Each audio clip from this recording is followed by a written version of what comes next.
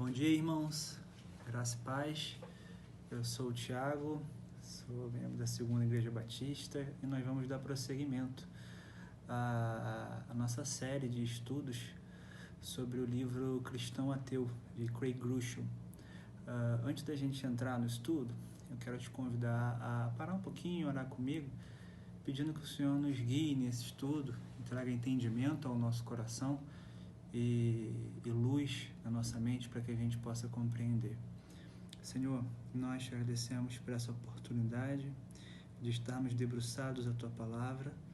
Nós cremos que o assunto que vai ser tratado hoje é de uma importância tremenda, é um assunto que diz respeito a todos nós, e nós pedimos ao Senhor força, nós pedimos ao Senhor, Pai, capacidade no Teu Santo Espírito para obedecermos aquilo que somos impelidos pela Tua Palavra. Ajuda-nos, Pai, em nome de Jesus. Amém. Irmãos, nós chegamos no capítulo 6 do nosso livro, exatamente na metade do livro. Se você tem acompanhado a série O Cristão Ateu, o pastor Craig Groeschel tem mostrado inconsistências na nossa vida cristã. Quando nós dizemos que somos cristãos com a boca, mas os nossos atos, o nosso testemunho ou coisas na nossa vida diária não dizem isso realmente. E o tema do nosso capítulo hoje é quando eu me digo um cristão, quando eu digo que eu sou um crente, um regenerado, eu tenho dificuldade em perdoar ou até mesmo eu me recuso em perdoar. Bom, quando a gente fala de perdão, esse não é um assunto que a gente pode deixar no cantinho da nossa vida, não é um assunto que a gente pode empurrar para baixo do tapete ou que a gente pode fingir de conta que não tem a ver com a gente. Ele é um assunto que, se você que me escuta agora, todos nós temos a ver com esse assunto. A questão não é se, mas a questão é quando nós vamos passar por isso, né? Uma vez que dentro da nossa existência humana, manchada pelo pecado, os nossos relacionamentos também são maculados por isso. Nosso casamento, nós vamos errar com a pessoa que nós amamos, no nosso namoro nós vamos errar com o outro, as pessoas vão errar com a gente na igreja, nosso relacionamento familiar, nós constantemente seremos confrontados com situações em que magoamos, em que seremos magoados. Eu acho, o grande desafio, irmãos, é que a gente precisa perdoar. E é nisso que nós vamos meditar hoje. Como perdoar? O que é perdão? Perdão é um mero sentimento? É uma decisão? Por que nós devemos perdoar? Por que decidir não perdoar é naufragar nas águas revoltas da amargura que nos destroem por dentro? Por que não perdoar é uma ofensa a Cristo, é uma ofensa a um Deus que através de Cristo nos perdoou os nossos delitos e pecados? Eu acho interessante quando a gente pensa nisso, como o próprio C.S. Lewis disse, todos nós achamos muito fácil falar de perdão, até que nós um dia precisemos perdoar alguém. Esse é o nosso desafio. O pastor Craig, nesse capítulo 6, ele começa relatando um caso dele pessoal. Ele fala exatamente que ele tinha uma irmã mais nova. Essa irmã, ela era a princesinha da casa, ela era a querida da casa por ser a mais nova, a caçula. E até que um dia essa irmã, na escola, depois de alguns anos, 12, 13 anos, convivendo com um professor, e esse professor também sendo um amigo da família, a família descobre que essa irmã havia sido molestada. Essa menina havia sido abusada sexualmente por aquele amigo íntimo da família. E, logicamente, quando a família descobriu isso, eles foram tomados de uma profunda tristeza, mas não somente de uma profunda tristeza, mas subsequentemente, uma raiva. O sentimento deles em relação a esse homem, a esse malfeitor, seria que ele deveria arder no inferno, seria que ele deveria pegar uma doença, vir a morrer, e eles cresceram com isso, toda a família, inclusive ele. O livro, então, trata a narrativa do livro, desde esse episódio inicial até todas as 4 páginas desse capítulo, sobre como o pastor Craig e sua família lidam com esse sentimento, lidam com essa dificuldade em como perdoar. E aí o embate todo se dá quando a gente tem esse sentimento dentro de nós, quando nós ficamos irados com um tamanho pecado, um tamanho, vamos dizer assim, injustiça dessa parte, a maldade, E quando nós somos tomados por esse tipo de sentimento e nos deparamos com a palavra de Deus, que nos exorta a perdoar, que cita a todo momento nas palavras de Jesus, nas palavras de Paulo, que verdadeiramente um cristão verdadeiro, ele é aquele que perdoa como Cristo, como Deus nos perdoou em Cristo. E aí ele é tomado desse embate e no final do livro nós vamos voltar com um exemplo. A questão que eu quero tratar aqui é exatamente essa. Uma vez que todos nós estamos diante do desafio nos nossos relacionamentos, de estarmos inseridos num contexto que vamos precisar perdoar, quais são os problemas que a gente levanta diante da palavra de Deus quando nos recusamos a perdoar? São 3 problemas iniciais que eu levantei, que o livro traz para a gente. E o primeiro problema é alimentarmos uma raiz de amargura em nosso coração. Essa raiz de amargura, ela cresce exatamente num solo que não foi devidamente tratado pelo perdão divino. Eu acho interessante quando Paulo, em Efésios 4, 31 e versículo 32, ele diz assim: que não haja no meio de vocês qualquer amargura, indignação, ira, gritaria e blasfêmia, bem como qualquer maldade. Então isso é uma ordem, que não haja entre vocês qualquer tipo de amargura. E ele parece falar que a amargura, ela é o início para que haja uma gradação de indignação, ira e gritaria e até termine numa blasfêmia ou qualquer outro tipo de pecado. Aí ele fala no 32, pelo contrário, sejam bondosos e compassivos uns para com os outros, perdoando uns aos outros, como também em Cristo Deus perdoou vocês. A questão é que ele parece correlacionar no versículo 31 ao 32 a amargura com uma falta de perdão. Aqui Paulo ele vai dizer, em outras palavras, que a solução para um coração amargurado diante dos nossos relacionamentos aqui no contexto de igreja é realmente a liberação do perdão. Ele não fala somente isso. Ele fala que é um perdão à luz do perdão que nós recebemos de Deus através de Cristo. E ele, como eu volto a frisar, ele dá uma exortação. Ele fala, livrem-se da amargura, livrem-se disso, porque ela, uma vez não tratada mediante o perdão, ela tende a crescer. E é o que vai falar, de alguma outra forma, no outro texto correlato, o texto que nós estamos estudando no PG, que é Hebreus 12, versículo 14 e 15. Esforcem-se para viver em paz com todos. Percebam, paz com todos. E para serem santos, porque sem santidade ninguém verá o Senhor. Cuidem que ninguém se exclua da graça, que nenhuma raiz de amargura brote e cause perturbação, contaminando a muitos. A amargura, ela é como uma raiz que é invisível, que a gente não consegue muitas vezes diagnosticar, mas ela está lá dentro. E além de ser invisível, como toda raiz, ela é algo que dá sustentação, que acaba por dar direcionalidade à nossa vida. Um relacionamento não tratado através de um perdão, gerando assim, consequente, uma raiz de amargura, a primeira coisa que ela faz é acabar com a paz. E esse é um dos propósitos de Satanás no meio da igreja, acabar com a paz. E aqui o autor de Hebreus ele nos exorta a viver em paz com todos. Nós poderíamos pegar ainda um outro texto de Colossenses 3, 12 a 15, quando Paulo vai falar, olha, seja a paz o árbitro em vossos corações. Muitos de nós usamos esse texto para fundamentar tomada de decisões, para tomar escolhas, mas na real esse texto está dizendo que no âmbito do corpo de Cristo, a paz tem que ser o hábito. A paz é um mandamento, a paz é mandatória. E para que não haja uma raiz de amargura, é preciso o perdão.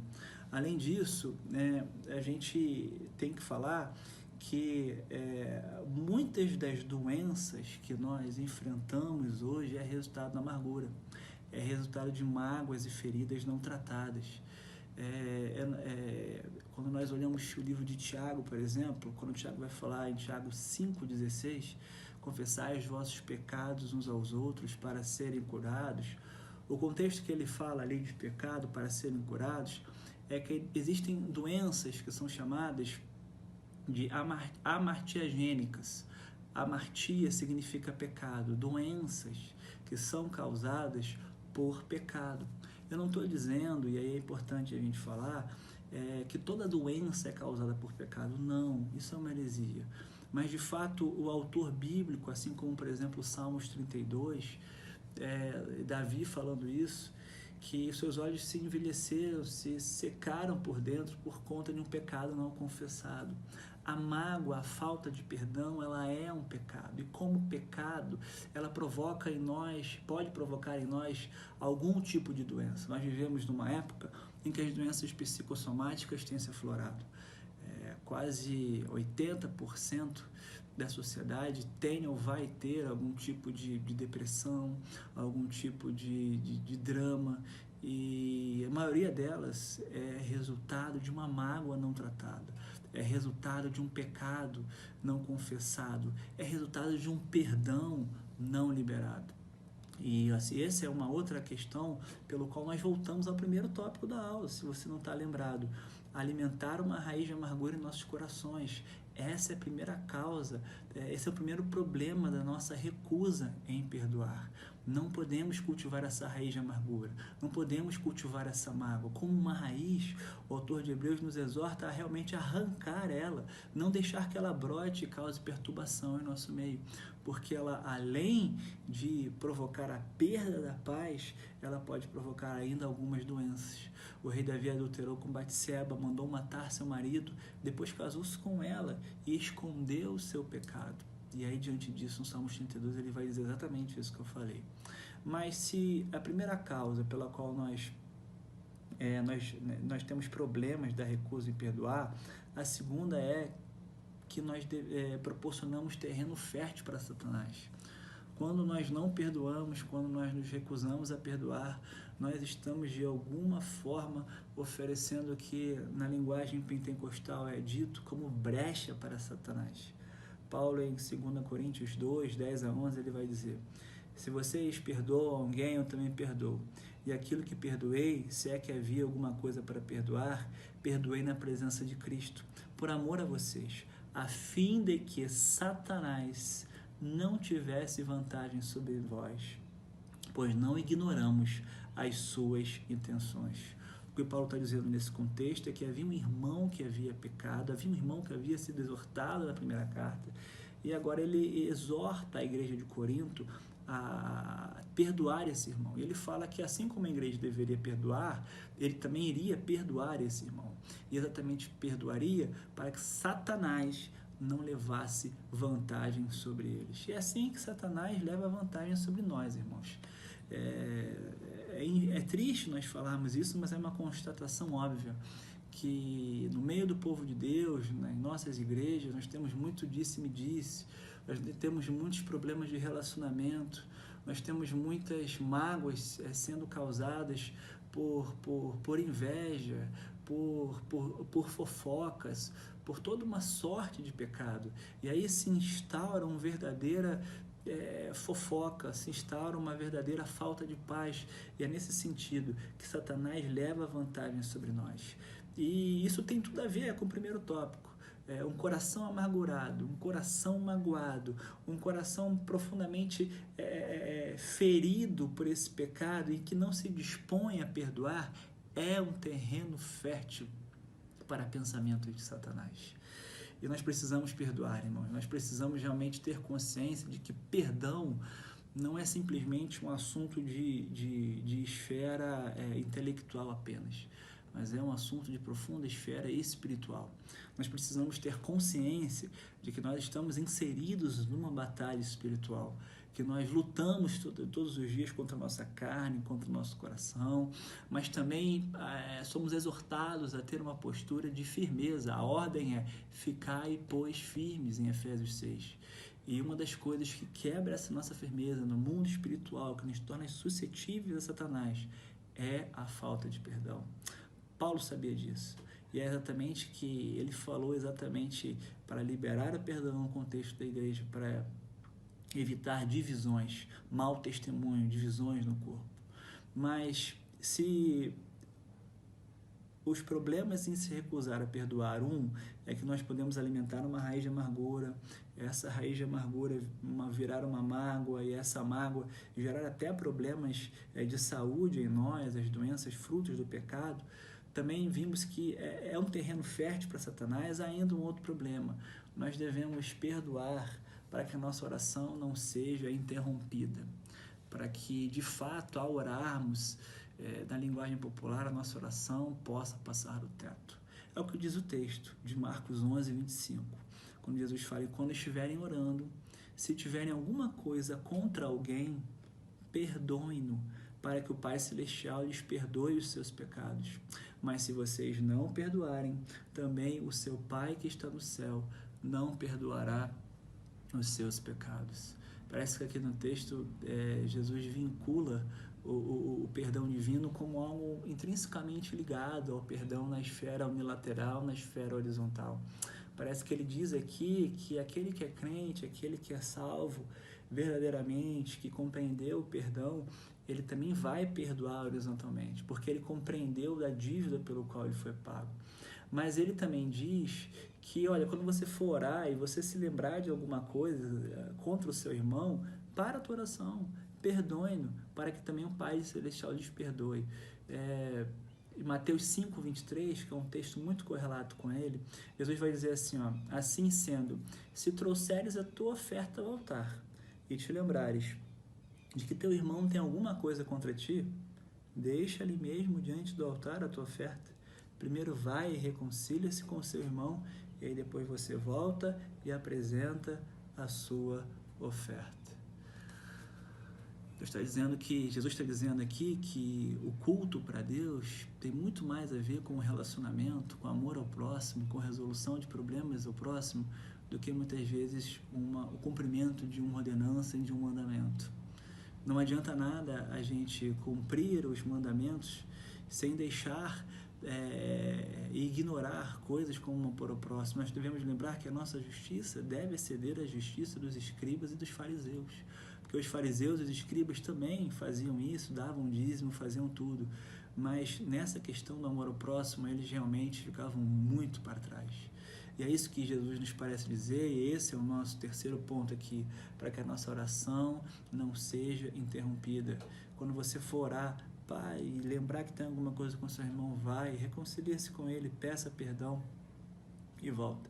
Tem um puritano, que o nome dele é Thomas Watson, ele fala o seguinte: a pessoa pode ir para o inferno por não perdoar, tanto quanto por não crer. É muito séria essa questão do perdão.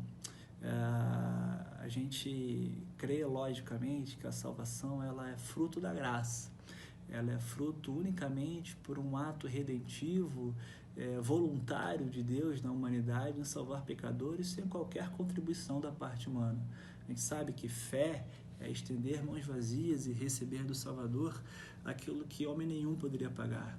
Mas, por outro lado, nós também devemos crer pelo texto aqui e entender que aquele que é salvo, ele vai perdoar de fato, ainda que seja difícil.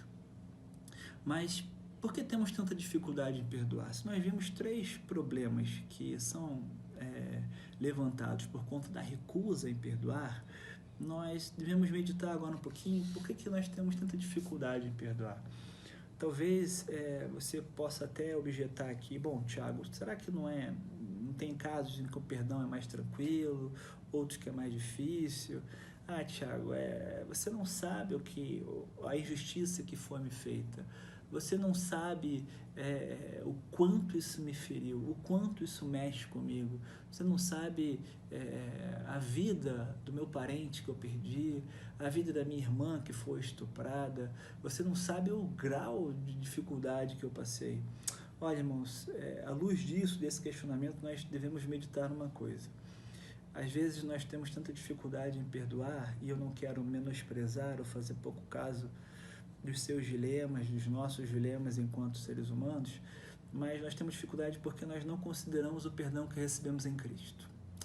Nós, às vezes, temos um mísero olhar superficial acerca do que Deus fez por nós em Cristo, o que significa de fato aquela cruz. Quando abre comigo a tua Bíblia, se você estiver acompanhando aí o vídeo, dá uma pausa no vídeo e abre lá em Mateus 18 e nós vamos meditar um pouquinho nesse texto. Eu acho que isso aqui é a chave que nos ajuda muito a perdoar. Mateus 18 nós temos a parábola do credor incompassivo. Quando Jesus conta essa parábola, Mateus 18, 23, quando Jesus conta essa parábola, ele está respondendo a uma pergunta de Pedro. A razão da parábola é responder a uma pergunta de Pedro. Pedro pergunta, até quantas vezes eu devo perdoar o meu irmão quando pegar contra mim? Até 7. Jesus responde, não somente 7, mas 70 vezes 7. 7 significa a perfeição. Pedro usou um número para dizer, olha, ser perfeito, e Jesus aperfeiçoou ainda mais isso. 70 vezes 7, ou seja, é um número que não é calculado. Não é que para a gente levar literalmente, mas o significado do número é esse. E Jesus responde, por isso o reino dos céus ele é semelhante a um rei que resolveu ajustar suas contas com os seus servos.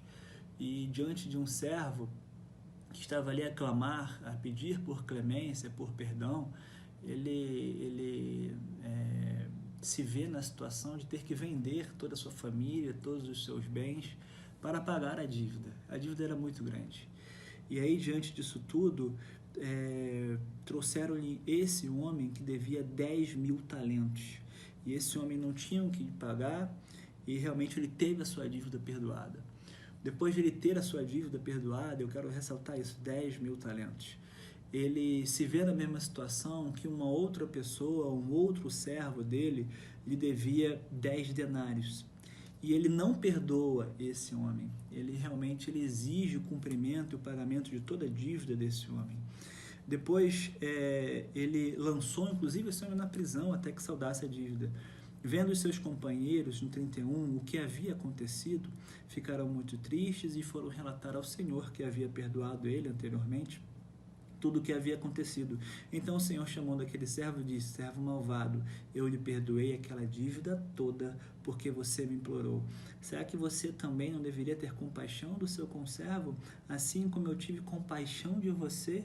E indignando-se, o Senhor entregou aquele servo aos carrascos, até que lhe pagasse toda a dívida. A questão aqui é o seguinte, o que são 10.000 talentos? O que é aquela dívida que aquele servo devia ao seu Senhor? Essa é a maior quantia relatada na Bíblia. Um talento equivale a 1 quilo de ouro. Uma grama de ouro hoje está em torno de R$350, 1 grama. Se você pegar 350 e multiplicar por 1.000 e depois multiplicar por 10.000, vai dar uma quantia exorbitante, quase 350 milhões. O que Jesus está querendo dizer aqui é que é uma dívida impagável. Essa quantia, 10.000 talentos, equivale a dizer, na época, que eram 150.000 anos de trabalho. O que Jesus está fazendo aqui, a hipérbole, é dizendo, olha, vocês têm uma dívida impagável. A dívida de vocês é impagável porque vocês pecaram contra a maior autoridade do universo. Não existe autoridade que seja semelhante a um Deus santo, eterno, imutável, distinto de toda a criação, que por conta de apenas um único pecado fez toda a divisão e a separação, causou toda a separação de Deus e o caos no cosmos inteiro, por conta de um pecado. Agora, imagine uma vida de pecados. Nós fomos perdoados de uma dívida impagável. E o que moveu o Senhor, Deus, a nos perdoar, como diz o texto, é uma única palavra, compaixão, que significa sentir a dor do outro, ter paixão, colocar-se no lugar do outro. Deus, em sua soberana vontade, em seu amor voluntário, não vendo nada em nós a não ser o nosso pecado, Ele resolve nos perdoar.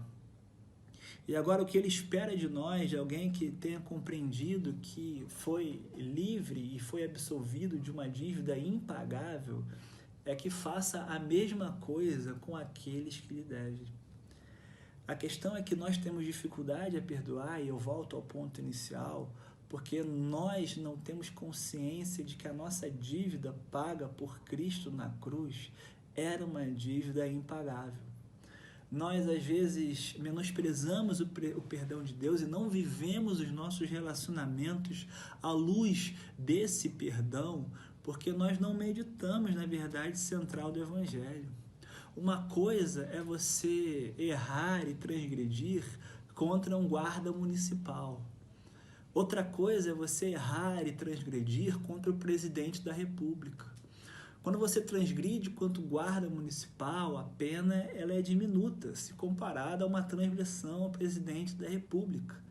Agora imagine uma transgressão contra a maior autoridade do universo, contra uma autoridade cósmica, contra uma autoridade eterna, contra uma autoridade santa, contra uma autoridade que é autossuficiente, autoexistente, imanente, transcendente, que não precisa de nada pra gente, de nada da gente. Nós demos uma dívida impagável, irmãos, e nós fomos perdoados. Foi-nos dada a regeneração do coração para uma doce e viva esperança somente por esse ato. E quem sou eu para me recusar a perdoar o meu irmão? Ou achar que por mais que doa aquilo que ele fez comigo, não merece o perdão? É nisso que nós temos que meditar. O servo aqui que não perdoou foi classificado pelo Senhor como malvado, alguém que não teve compaixão. Isso nos mostra, primeiro, irmãos, que esse perdão de Deus por nós, ele é um perdão incalculável. Ele é um perdão que não se restringe somente a tirar sobre nós o peso da condenação, mas ele é um perdão eterno, porque depois de convertidos nós continuamos a pecar, nós continuamos a errar e temos a garantia pela morte de Cristo, através de sua obra, que seremos perdoados continuamente. Ele é um perdão incalculável. Mas a outra característica desse perdão, que ele é um perdão, como diz aqui, que ele é ilimitado. Quando Jesus fala para Pedro, perdoe até 70 vezes 7. Não tem limite. Significa dizer que se meu irmão errar hoje, errar daqui a 30 minutos, errar daqui a 40 minutos, eu preciso perdoá-lo sem limite. Como é o perdão de Deus por nós na cruz, através da cruz. E assim, irmãos, não se enganem, nós vamos errar uns com os outros, nós estaremos suscetíveis a essas coisas. Uma das coisas que o texto de Colossenses também, nesse mesmo sentido, ele vai falar, Colossenses 3,12, é o seguinte: portanto, como eleitos de Deus, santos e amados, revistam-se de profunda compaixão, de sabedoria, de humildade, de mansidão e paciência. Suportem-se uns aos outros e perdoem-se mutuamente, caso alguém tenha motivo de queixa contra outra pessoa. Nós devemos nos perdoar porque constantemente nós vamos ter motivo de queixa contra a pessoa. Nós vamos ter alguma coisa que nos magoou, nós vamos magoar ao outro, e perdoar é uma prova de, além de ser filho de Deus, que compreender um perdão, é uma prova que nós estamos contribuindo e trabalhando na nossa santificação. E a santificação, que é o ato de parecer-se com Cristo, é o ato de imitar o Salvador, ela também carece do esforço humano. A santificação, ela é uma obra conjunta do Espírito Santo em nós, mas também do trabalho do homem, da diligência do homem, na vontade do homem em observar os mandamentos através das disciplinas espirituais.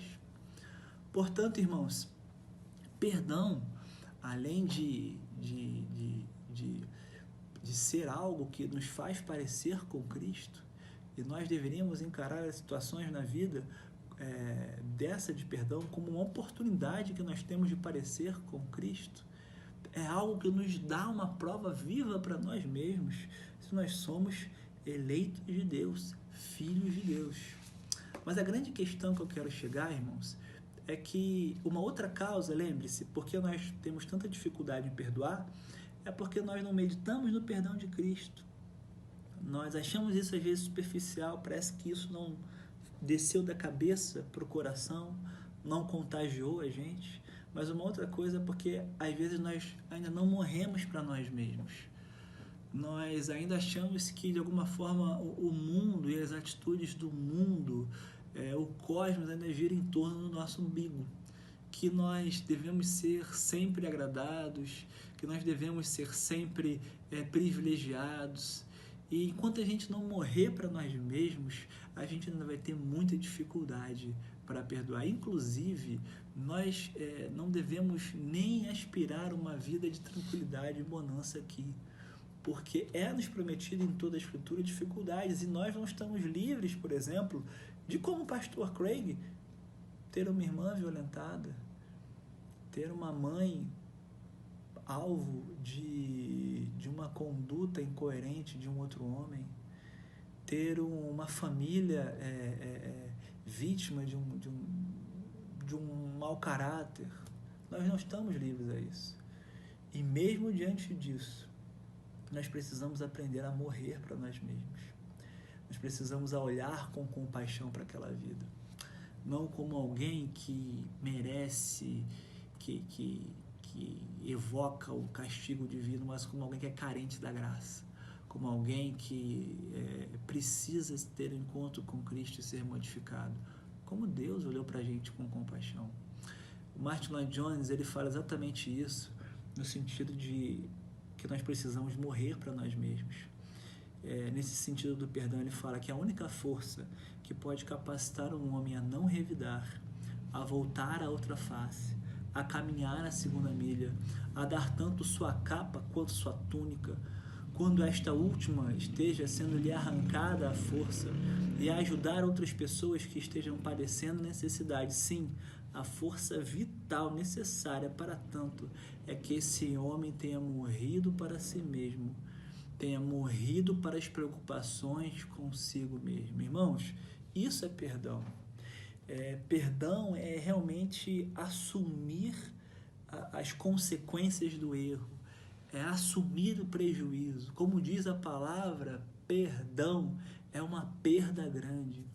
Nós não perdoamos, nós não pedimos perdão simplesmente por um senso de justiça própria, simplesmente por um juízo racional de que nós estamos certos ou não em determinadas situações. Nós pedimos perdão e decidimos dessa forma, antes, porém, porque é um mandamento divino, antes, porém, porque o nosso Mestre nos manda perdoar.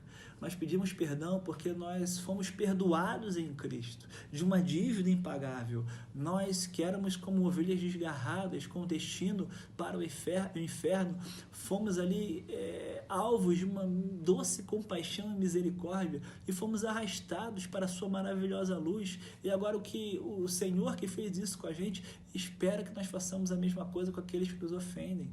Perdão é isso, é realmente assumir a dívida, é carregar essa ofensa, é assumir esse risco, e não tem como nós fazermos isso enquanto nós não morrermos para nós mesmos, enquanto nós não perdermos essa preocupação de que às vezes tudo gira em torno de mim, tudo tem que dar certo para mim, eu tenho que ser o centro das atenções. Por que a minha vida é assim? Por que a vida do outro é assim, assim, assado? Por que a minha vida não deveria ser melhor do que isso?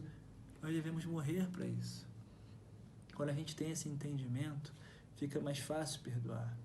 Antes, porém, também é importante falar que o perdão, irmãos, ele é um instrumento pedagógico de Deus para a nossa santificação. Se há algo em que nós podemos fazer pelo qual nós podemos nos parecer mais com Cristo, é perdoar alguém. Imagina no trabalho, alguém que te ofende, alguém que não é cristão, e você vem engolindo isso em espírito de oração, vem espiritualmente tendo sabedoria que vem do alto, sabendo que aquele que lhe ofende é uma força espiritual, Satanás nele, e você vem engolindo isso e perdoa, não manifesta ira, não quer dar na mesma moeda. Olha o instrumento de evangelismo que isso é. Olha o instrumento de evangelismo que isso é no meio do trabalho. E agora nós queria dar algumas dicas para a gente poder pensar um pouquinho no perdão. Se nós vimos nos problemas que nós temos em recusar ao perdão, nós vimos por que nós temos tanta dificuldade também em perdoar, e tudo se resolve, tudo se remete a porque nós de fato às vezes não entendemos o perdão, porque nós não entendemos o que Deus fez através de Cristo em nós, porque nós não entendemos ou minimizamos a natureza do nosso pecado como sendo algo diminuto, porque nós às vezes não meditamos nisso. Mas agora eu quero dar algumas dicas práticas para você que tem algum relacionamento que carece de perdão. Você precisa pedir perdão a alguém, você precisa liberar perdão para alguém, e eu quero te convocar, quero te desafiar a fazer pelo menos 3 coisas que a palavra de Deus nos exorta assim. Primeiro, decida perdoar a fim de obedecer a Deus e agradá-lo. Perdão não é sentimento. Perdão antes é uma disposição consciente, fruto de alguém que entendeu na Escritura de que isso é um mandamento divino, e isso é uma das características que o Senhor nos impele a fazer. Perdão é decisão. Perdão é decisão. Quando a gente lembra de um caso emblemático e lindo de perdão na Bíblia, que é José do Egito, nós vemos que antes de José perdoar os seus irmãos, ele tem seu filho Efraim e Manassés. E Manassés, o seu primeiro filho, significa exatamente isso: decidir não levar em conta, decidi esquecer o mal que me fizeram. Percebam que a decisão dele de perdoar e de esquecer vem muito antes do que o perdão de fato, quando os seus irmãos foram lhe procurar ali, quando ele já era a segunda maior autoridade do Egito. Nós precisamos entender isso, que perdão é uma decisão. Entretanto, perdão não é algo que esse coração mau ou que a carne consegue fazer e colocar por si só como se fosse uma decisão no sentido de que decidi viajar amanhã e vou pegar meu carro e vou viajar, ou vou pegar uma bicicleta e vou para o trabalho. Essa decisão precisa ser submetida à oração. Ore por isso, irmãos. Mencione a pessoa que você tem algum problema em oração. Não desista dela em oração. Ore diligentemente, continuamente por ela. Não pare.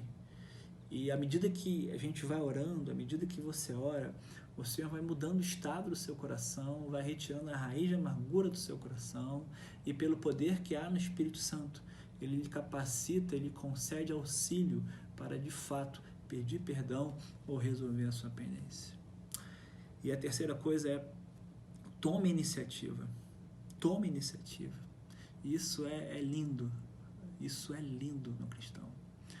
Tome iniciativa de pedir perdão, de retratar a sua dívida, ou me disse, assim como Deus toma a iniciativa de se relacionar com o homem através de Cristo.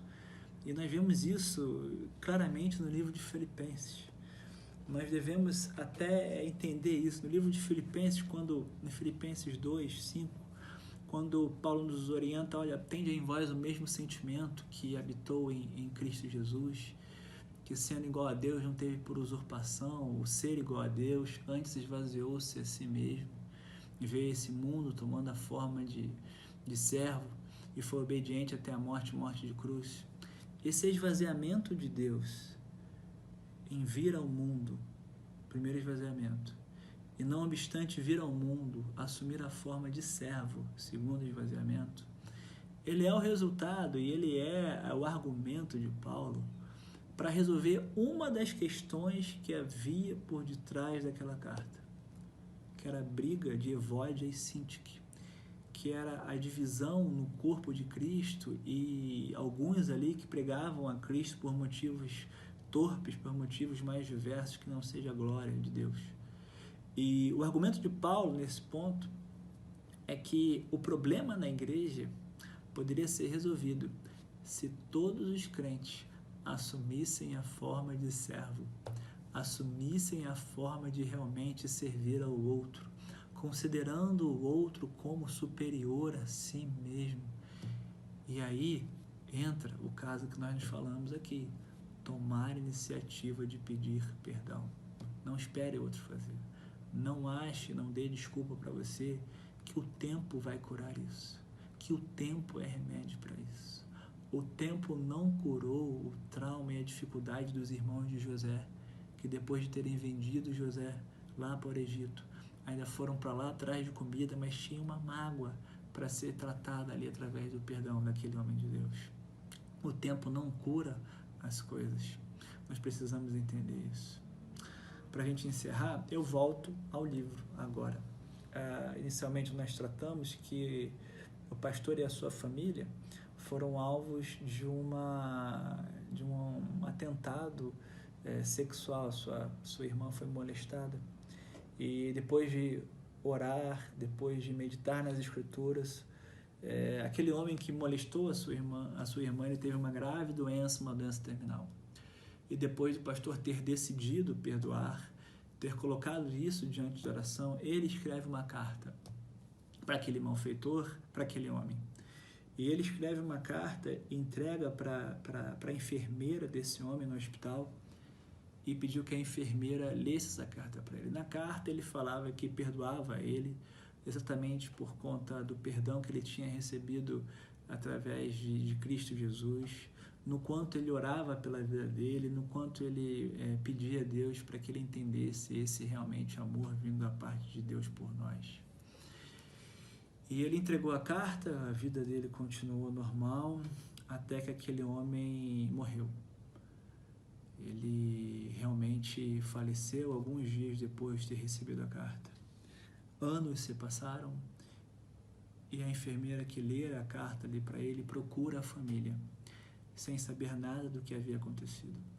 E conta que, à beira da morte, aquele homem lia aquela carta e soluçava, chorava e clamava pedindo por perdão a Deus e clamava pedindo por misericórdia a Deus, tal qual o ladrão na cruz, que no último dia de sua vida, no último minuto de sua vida, reconheceu que era um pecador e que era devedor.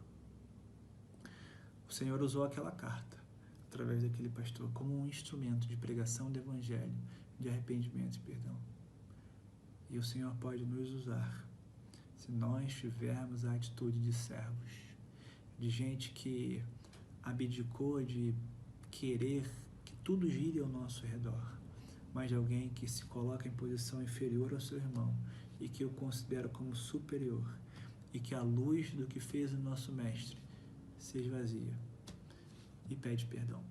Que o Senhor fale ao seu coração, que você medite nessas palavras e que elas não fiquem só na meditação, que elas virem prática.